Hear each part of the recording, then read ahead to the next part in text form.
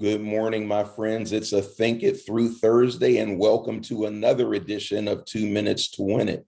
We've been looking this week at John 1 and 29. The next day, John saw Jesus coming toward him and said, "Behold the Lamb of God who takes away the sin of the world." We've been taking the time this week to behold or gaze at Christ as the Lamb of God.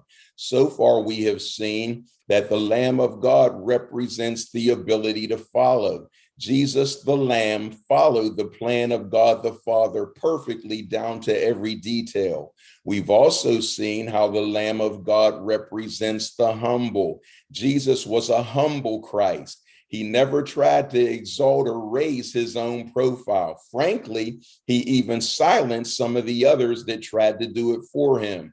Christ was humble, and we need to humble ourselves under the mighty hand of God.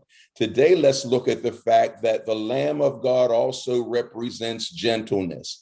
Just look at the image behind me. Lambs as creatures just ooze gentleness. Don't we find gentleness in the way Christ approached people in the scriptures?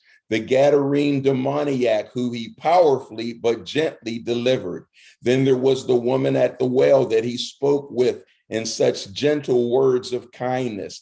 Then we see Zacchaeus perched in a sycamore tree, whom he also addressed gently and then invited him to a dining appointment where he was able to spend time with this gentle Christ. When we retrace the steps of our own lives, we see how gentle Christ has been to us. The gentle ways that he has called us to higher ground, the gentle ways he has nudged us back on course when we were straying off of the narrow path, the gentle ways he has corrected us when we found ourselves all the way on the wrong path.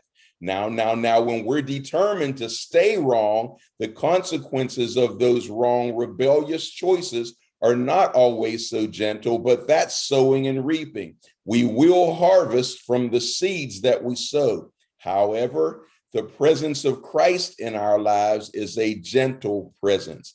And so, my friends, when somebody who's in and around your life is working your nerves, remember how gently Christ has treated and dealt with you, and lean on his help before you respond.